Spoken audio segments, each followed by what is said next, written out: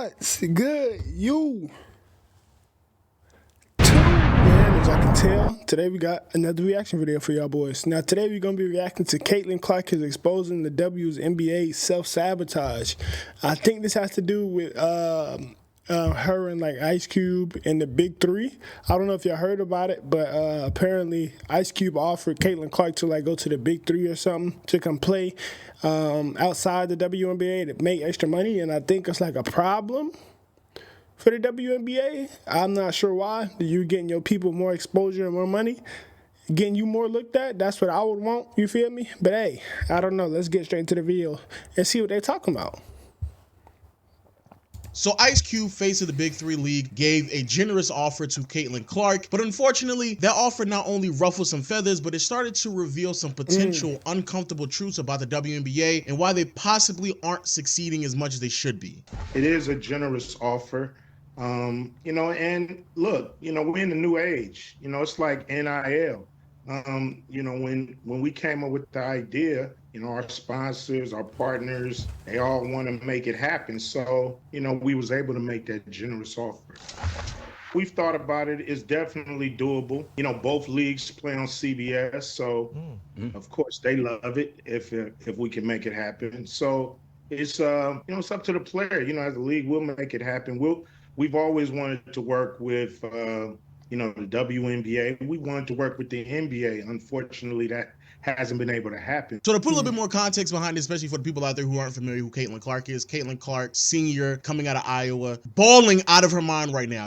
Well, let me get y'all these numbers real quick because the numbers she's posting up are crazy. This season, you see the numbers right there. But let me tell you something. Whoever was on LSU, the white girl that was guarding Caitlin Clark the last game, get her a fucking map. She is lost. She don't know where she's going, my boy. She was out there getting fried, cooked, baked bologna, sliced in half with a little cheese down the middle. Like, she was getting cooked up out there and served on a plate. I don't know what, Van Leaf, I think that's what her name is. Yeah, she ain't want no smoke, my boy.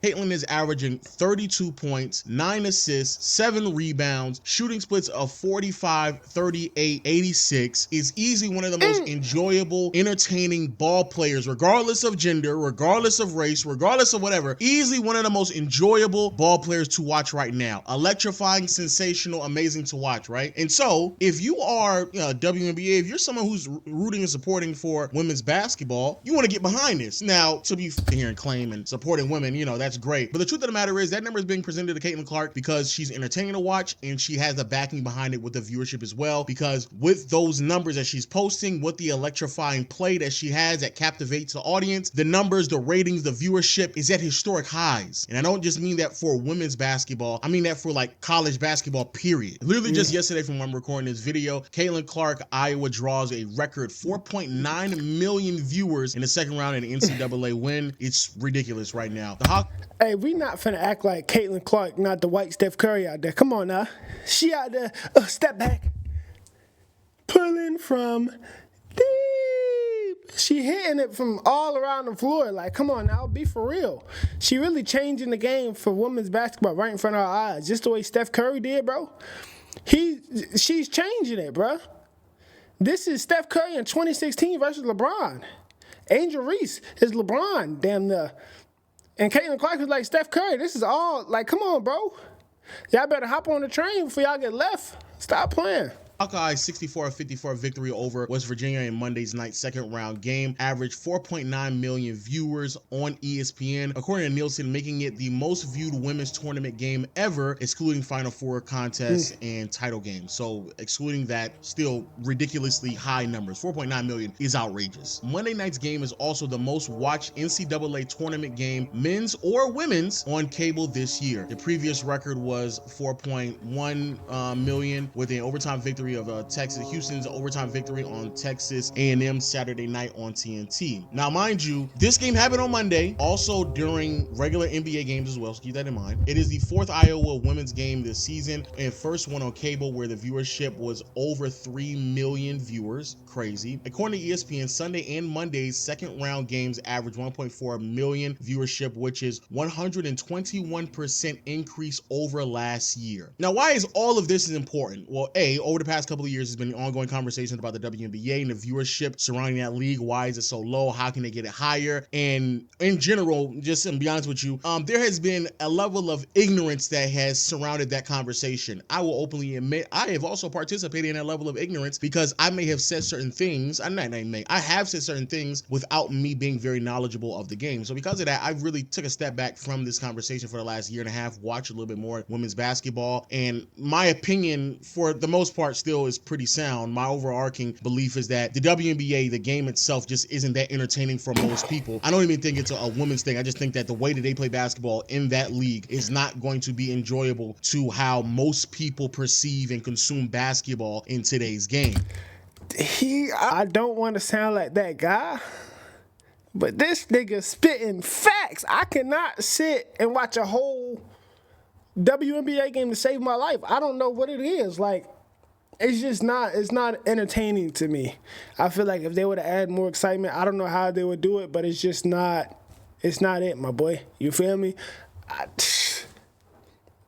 Everybody be saying lower the rim so they can dunk on each other. I don't know if that's the answer, but I feel like it would help the numbers and it would make it more entertaining for people to watch. Because I cannot watch a full WNBA game, but that just is not appealing to me. I don't know.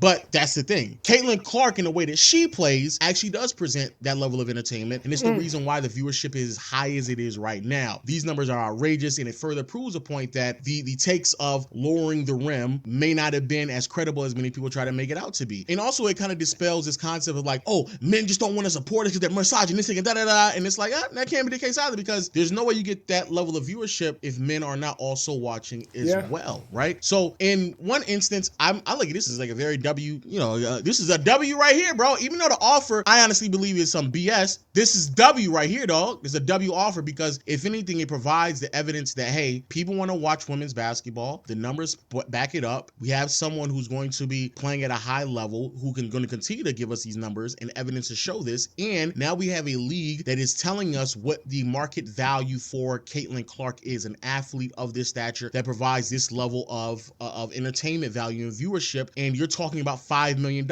Again, the credibility behind the offer is up in the air, but at least it's out there. And what's even crazier is that it's not just Caitlin Clark, it's also Angel Reese as well, and what they're doing out there in South Carolina, because that viewership is also up as well. Back in January 26th this year, South Carolina's 76-70 win over LSU officially averaged 1.56 million viewers, topping the NBA matchup against the Boston Celtics and the Miami Heat on TNT at the same time, which only averaged 1.38 million. So now we're talking about, again, I want to be clear, women's basketball has viewership that is rivaling the NBA on any.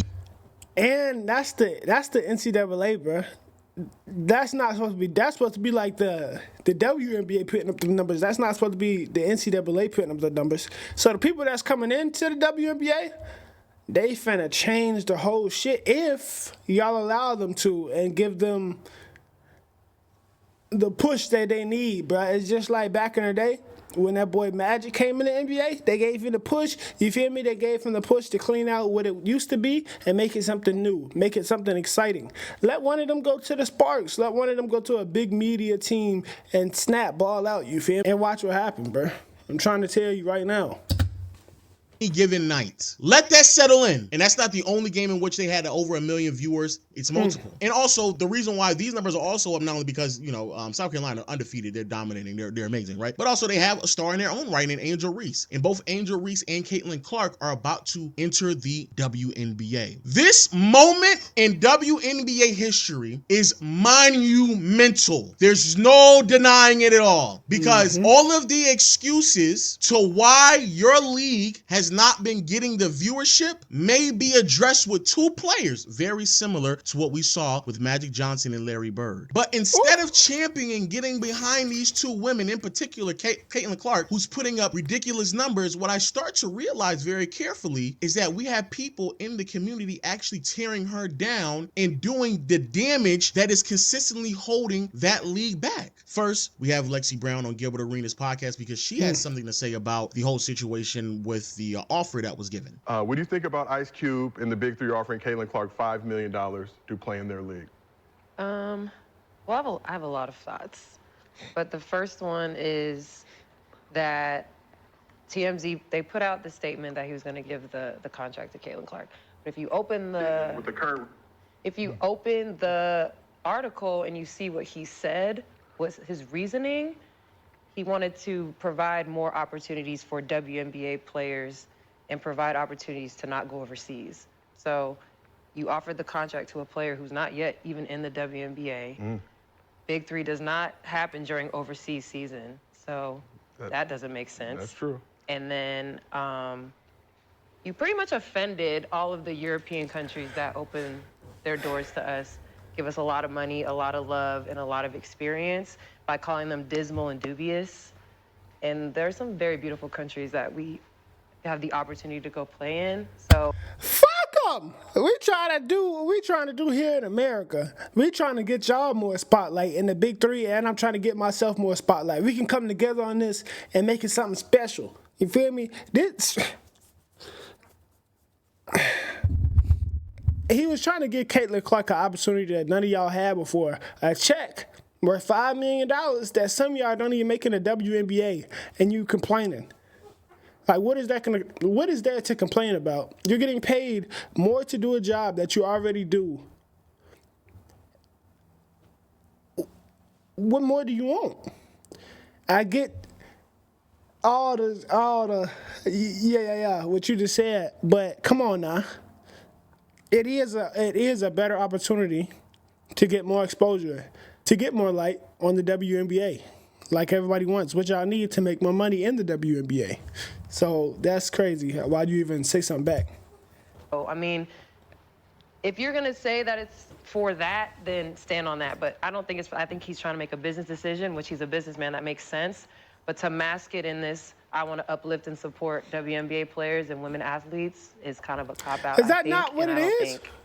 It really makes any sense. Now, I'm going to stop here and say, in essence, what she is saying is true. Like, this idea that Ice Cube is going to sit here and try to be like, oh, man, I just, it's a crazy ride out there. And like, no, bro, you are a businessman. And it makes sense from a financial structure to give one of the hottest athletes playing basketball, period, regardless of what league or regardless of their gender. It doesn't really matter. Caitlin Clark is undeniably one of the more identifiable names in basketball, period. So it makes sense that you want to give her a substantial amount of money in contrast to what you were even paying some of the men in this league. It makes sense that you're throwing her that type of bag because you think the viewership would come alongside it as well. But I do also find it very interesting because when I heard the news, I was like, oh, this is great. Because like, if you're telling me a league where they weren't even paying their players $5 million, and I think in this video, Kenyon Martin himself said, yeah, we weren't getting that type of money. In a league where they weren't even getting that type of money, that the value can be seen in a woman athlete to that extent to invest that type of money into one person, once more, dispels a lot of the notion. So to not gain that type of an insight from it is crazy to me. And regardless of how you may not like or like what Ice Cube is doing, at the end of the day, it is some form of support towards women athletes. That's what it is. Like you cannot deny that whatsoever. Why he may be doing it is beneficial practice. We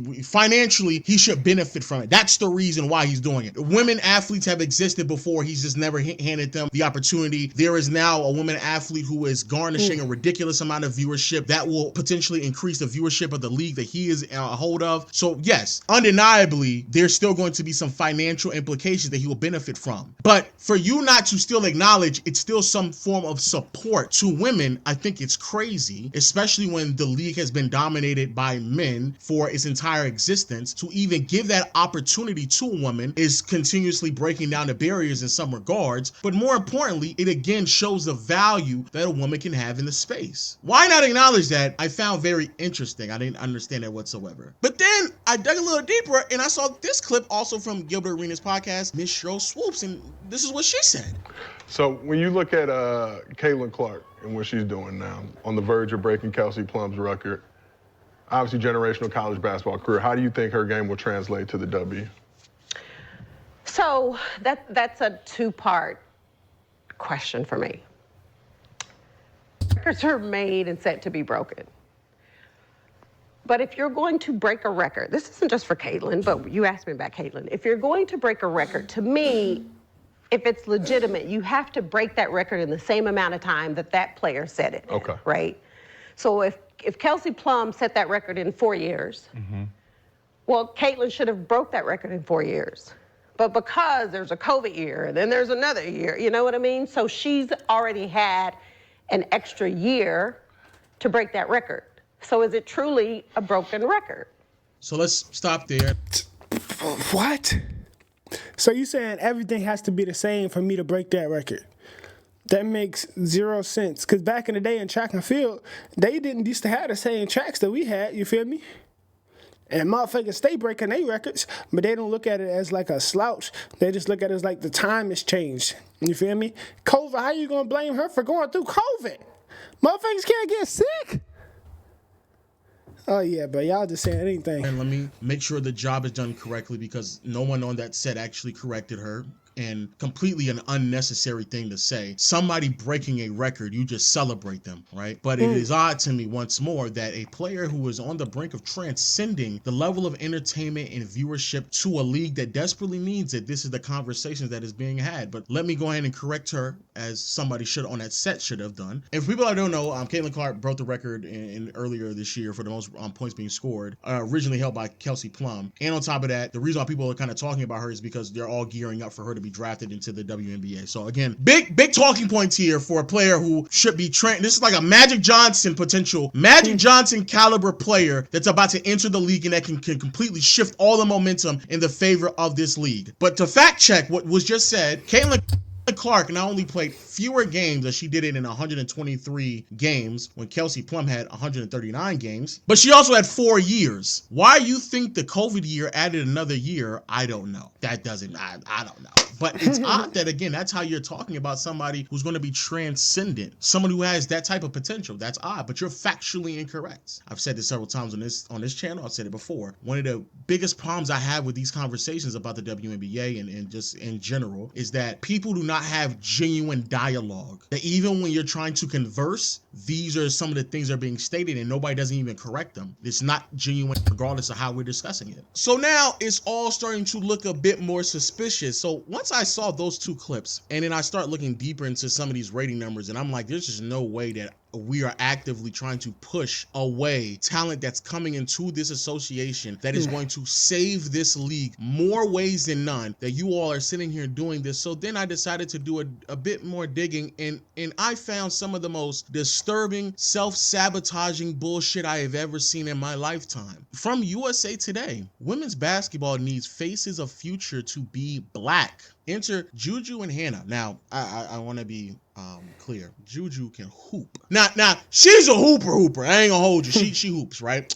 But this idea that we are going to prevent players who are undeniably going to be transcendent in the viewership that they provide to this association, while also complaining about the viewership in the association, literally makes no sense. The numbers that we're seeing from Caitlin Clark, Angel Reese, and a lot of the players in NCAA right now and college level are ridiculous. Not only are they ridiculous, they are noticeably higher than what's going on in the WNBA right now.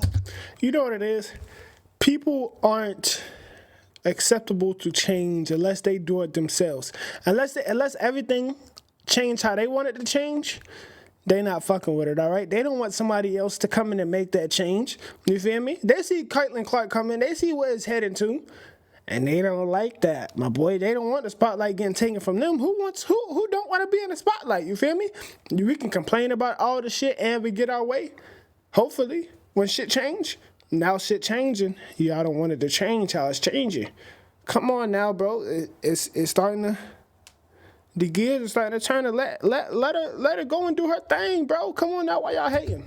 Because in the WNBA, I think the average viewership is around 600,000, right? And sometimes it peaks a little higher than that, but it's around 500,000 to 600,000. We're talking about athletes who are pulling millions. Even if Caitlin Clark didn't exist, Angel Reese herself is still pulling more views at that level than at the professional level. So it does beg the question at that point, if there are so many people enamored with these women, these young ladies playing at college, but somehow lose interest when they get to the W, why is that the case? case? And if you know that, why are there some underlining themes of potentially some of the people who are supposed to be supporting the WNBA not getting behind Caitlin Clark? Because if it is true that this is an ongoing sentiment within the community, that because she's a white woman, and we don't want a white woman to be the face of this league because it needs to be black, and oh yeah, I don't even want to dare even talk about and touch the ridiculous been hearing as well, that it not only needs to be black women, but also there is a